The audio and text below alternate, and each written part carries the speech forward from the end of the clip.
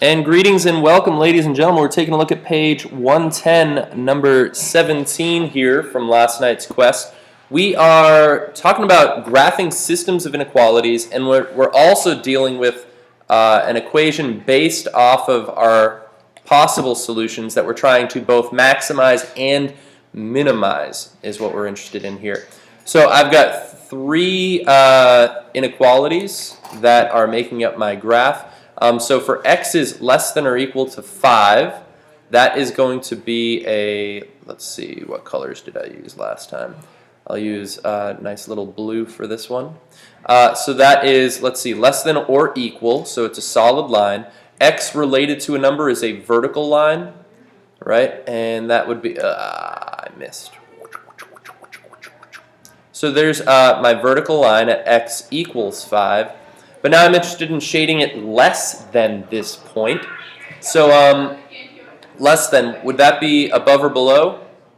No, that's not a very good analysis for a horizontal comparison here. So I'm considering either left or right. Which way would be less for the x world? Left, because this is the positive x-axis over here, and this is the negative x-axis over there. So I'm shading this to the left, but I'm going to save that shading for a moment. Let's see, then for the y, that's going to be, let's see, this purple color here. Y is greater than or equal to 2. That's going to be a horizontal line. It's solid because it includes the equal to portion. And greater than this, well, this is a y relationship comparison here.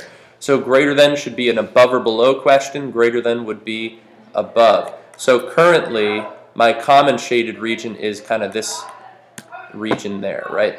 Less than this and above that. And let's see, for this last inequality, I've got 2x minus 5y is greater than or equal to negative 10. And I could graph it if I use the intercepts method. I'm going to put it in a slope-intercept form because I know that's usually the form that people are the most comfortable with.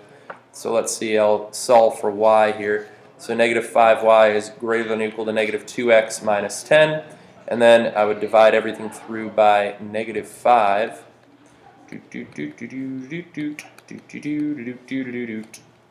And I'll get y is less than or equal. I flipped the inequality because I divided by a negative. That'll be positive 2/5 x plus 2. So looking at this, I know that my slope m is going to be the 2/5, and my y-intercept b is going to be at 2. So let's graph this. I'll make this maybe this a dark orange line here.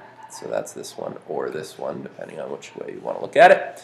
So I'll have a y-intercept at 2, and the slope is 2/5, meaning I'm going up 1, 2, and over 5.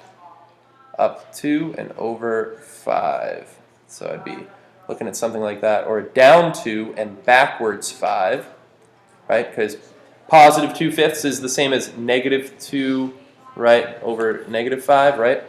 And let's see, this is a solid line.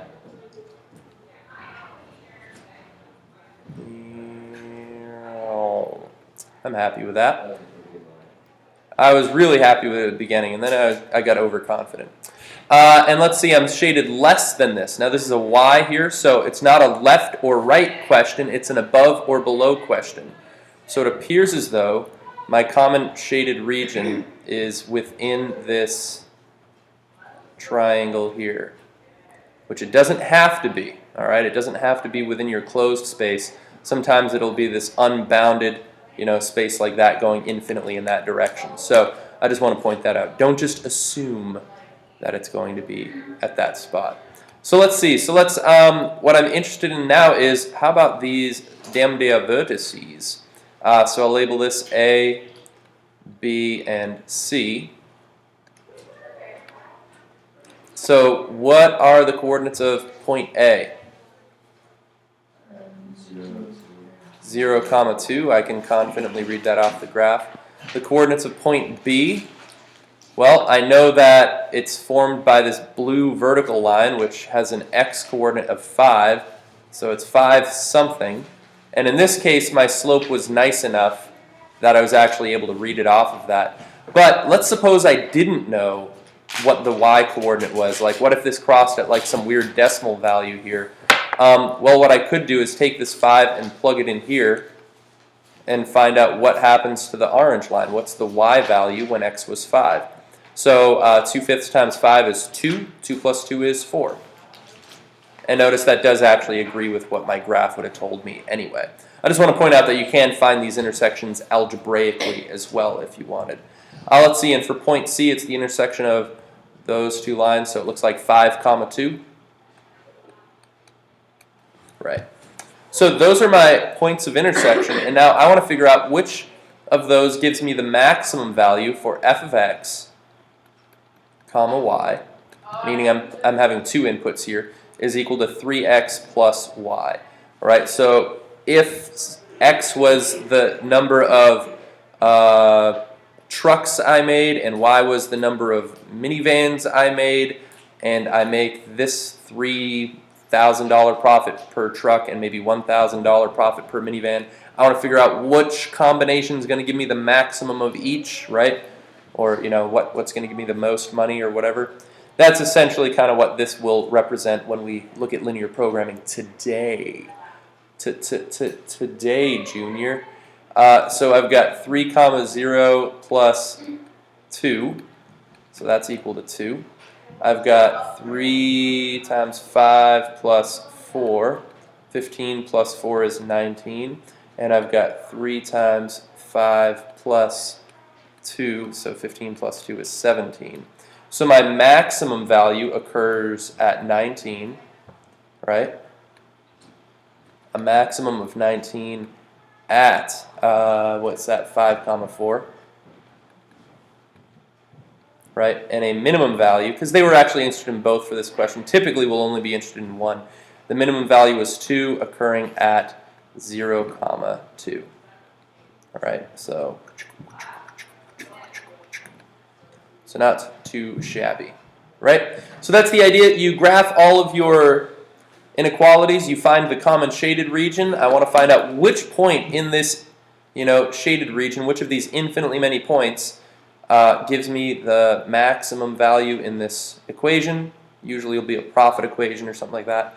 And those points happen to occur typically on the extreme-most values of our shaded region, which ends up being our vertices. If there was a tie between two of these vertices, say both of these were 19, both between B and C, that would tell me that any point along the edge between B and C would be equally optimal, right? It would be a tie along that whole edge. So that's the idea for 17. Let me do 21 real quick. Let's see. What I'm going to do is, let's see, where's my mouse hiding? There I am.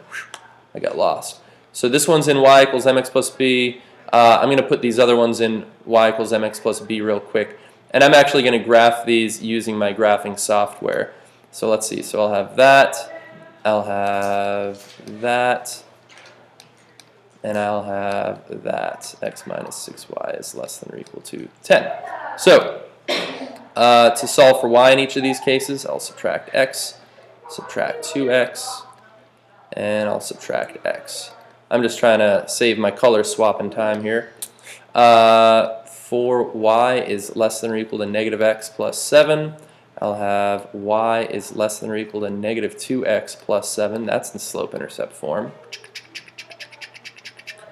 And then I'll have negative 6y is less than or equal to negative x plus 10.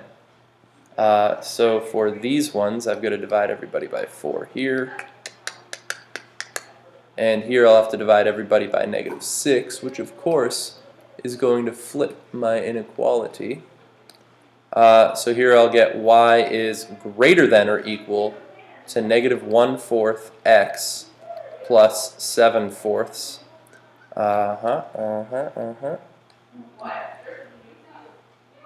Let's see. Why? What did I do wrong? Why would you flip the inequality? Oh, good catch. You guys are so good. Why would I flip that inequality? I wouldn't, because I didn't divide by a negative. Good call, friends. What? You got my back. Good call. And let's see this last one. I'll get y is greater. This one I flipped for sure. Greater than or equal to 1/6 x minus, and let's see, divided by 2, 5/3.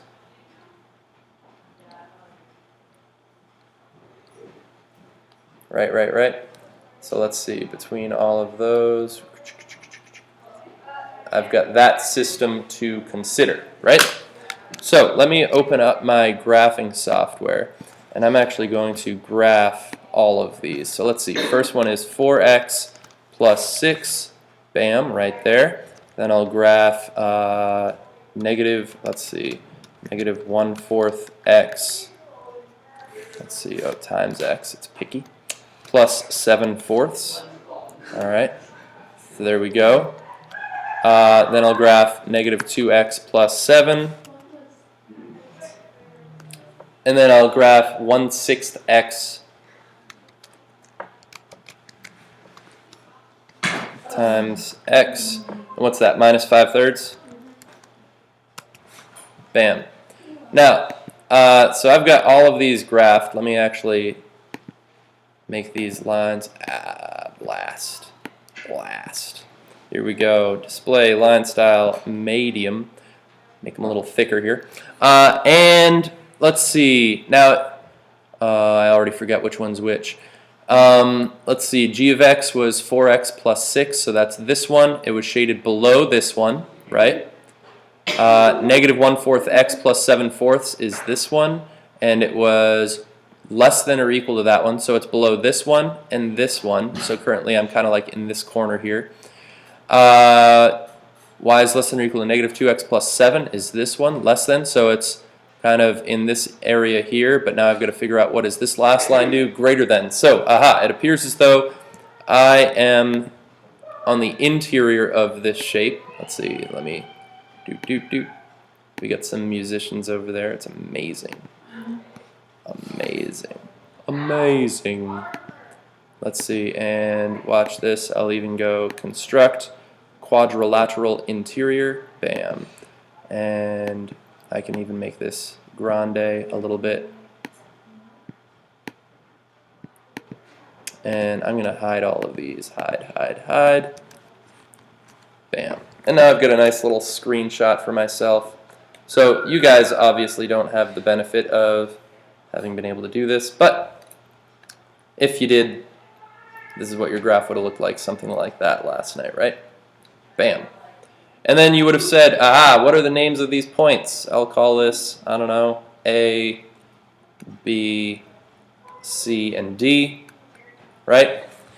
Now, the fact that I had some of these points landing on quarter points and third points, man, that's really a pain, would have been a pain to graph by hand.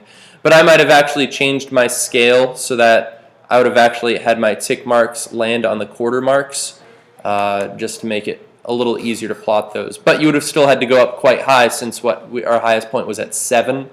Yeah, so that would have been a little bit of a pain to graph. But let's figure these out nonetheless. So point A, I believe, is at -1, +2. And if I wasn't sure, I could actually take the two equations that made up those two lines, which I think were my first two, and solve that system algebraically. Point B looks like at 3, 1. Point C is at 4, -1. And point D looks like -2, -2. And now what would I do with all of these points? I'd plug them into 2x minus y. F of x y equals 2x minus y, right? So let's do that real quick. So I'll have 2 times -1 minus 2. So that's -4. That's for point A. I'll have 2 times 3 minus 1. So that's 6 minus 1, which is 5. I'll have 2 times 4. Oh, this one looks pretty good. Minus a -1. 8 plus 1 is 9. And then 2 times -2 minus a -2. Oh, that's -4 plus 2, it's going to be negative 2. So my maximum point is 9, which occurs at 4, negative 1. Did this one want the minimum as well? Find the maximum and minimum, sure. And the minimum occurs at is negative 4, occurring at negative 1 comma 2. All right.